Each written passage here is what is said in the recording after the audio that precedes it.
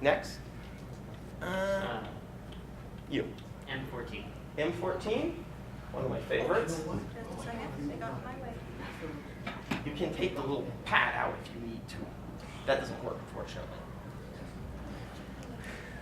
This pad. Explain your computer system next time. There you go, good boy. Original M14 down here. Button pushing monkey, push button. Kiss my Alright. what on your ride home?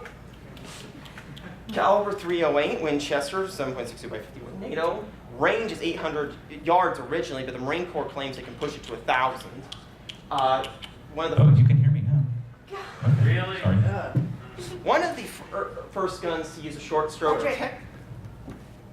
Take the mic, stop yelling. Calm down. Okay. The M14 was one of the first weapons to use a short stroke piston. About the only thing I can find that predates. Working on it. The only thing I can. Yeah, this is the one. The only thing I can find that predates it for that type of action is the M1 carbine. If you've ever watched MASH, it's about the only long arm they ever carried with that really small magazine. Length is 46.5 inches. Weight is 14.5 pounds, much heavier than many of the other modern rifles. Magazine was only 20 rounds because of the sheer weight and power of the ammunition. You just couldn't carry and fire that much. Total run officially is 350,000 of these things.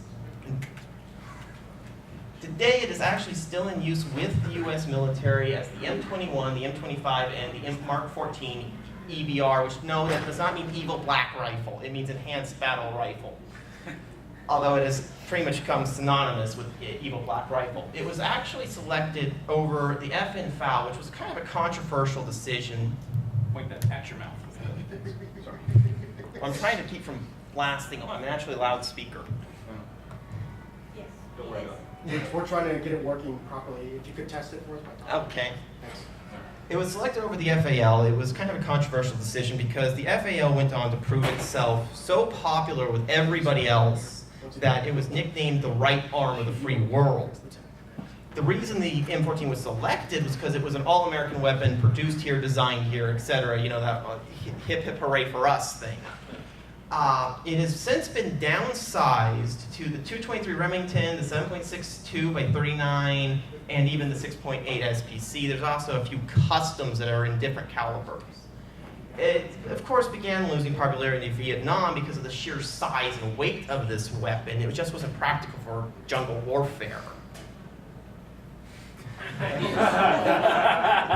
The resident gun nut, of course. This is, Ren. It is a M14, but it does kind of have like a custom body to it. If you look at the action, it is the right gun, though.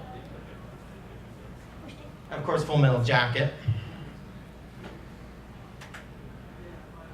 These are two of the more modern variants. I believe this is the M21. It might be the M21. It might be the M25. This is the EBR, Enhanced Battle Rifle, which the Navy uses. I do not know why the Navy uses this thing, why they even have it, but I think it's got a few too many fiddly bits for my taste. This is actually something rather interesting. There's now a company that sells bullpup conversions, do-it-yourself kits where you can take the full-sized M14, move the action back to here, and cut several inches off the length of the weapon.